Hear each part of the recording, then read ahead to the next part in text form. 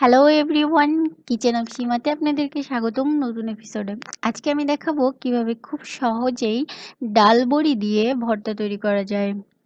এটা তৈরি করতে খুব কম সময় লাগে আর খেতেও অনেক মজার। তাহলে চলুন দেখা যাক। আর হ্যাঁ, যারা এখনও আমার চ্যানেলটি সাবস্ক্রাইব করেনি তারা প্লিজ আমার চ্যানেলটি সাবস্ক্রাইব করে কিচেন অফ সীমার সাথেই থাকুন।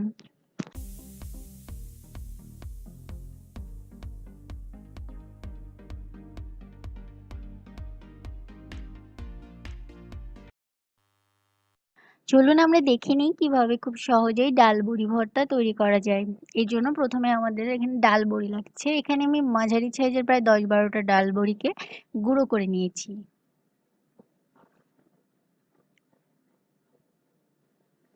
এরপর লাগছে টমেটো। এখানে বড় একটা টমেটোকে ছোট ছোট করে টুকরো করে কেটে রেখেছি পাতলা করে। শুকনো মরিচ লাগছে 4টা, ধনেপাতা কুচি সামান্য, আর লাগছে পেঁয়াজ কুচি। আমি এখানে মিহি কুচি করে রেখেছি পেঁয়াজ, লবণ, সরিষার তেল,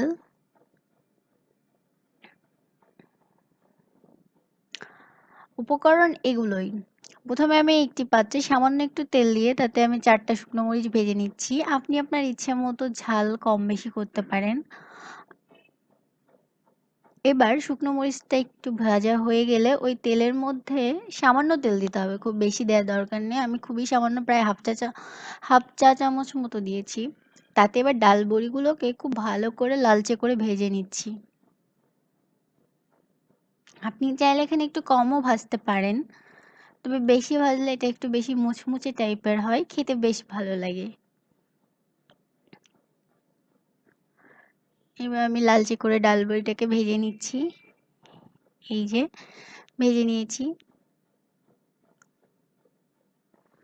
এবার আমি যে 4টা শুকনো মরিচ নিয়েছি তাতে সামান্য লবণ দিয়ে মরিচটাকে খুব ভালো করে চটকিয়ে নিচ্ছি।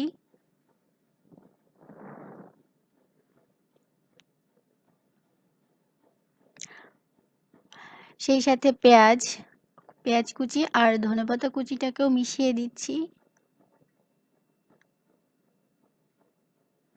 সবকিছু হাত দিয়ে একটু ভালো করে মেখে চটকিয়ে নিতে হবে। লাগলে লবণ দিবেন স্বাদ মতো। এবার এর মধ্যে আমি দিয়ে দিচ্ছি টমেটোগুলো।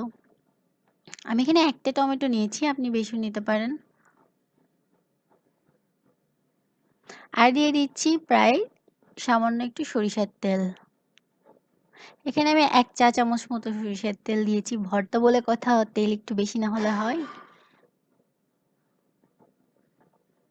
এবার সবকিছুকে একসাথে মাখিয়ে এর মধ্যে আমি দিয়ে দিচ্ছি ডাল বড়িটা, যেটা আমি ভেজে রেখেছি। আমি এখানে খুব বেশি মিহি গুঁড়ো করিনি। এবার সবকিছু একসাথে ভালো করে মাখিয়ে নিলেই তৈরি হয়ে যাবে আমাদের ডাল বড়ি ভর্তা। গরম ভাতে খেতে কিন্তু বেশ লাগে, খেয়ে দেখুন। ভিডিওটি দেখার জন্য ধন্যবাদ। আর পরবর্তী ভিডিওগুলো দেখার জন্য অবশ্যই চ্যানেলটি সাবস্ক্রাইব করে রাখুন আর বেল বাটনে প্রেস করে রাখুন। ধন্যবাদ।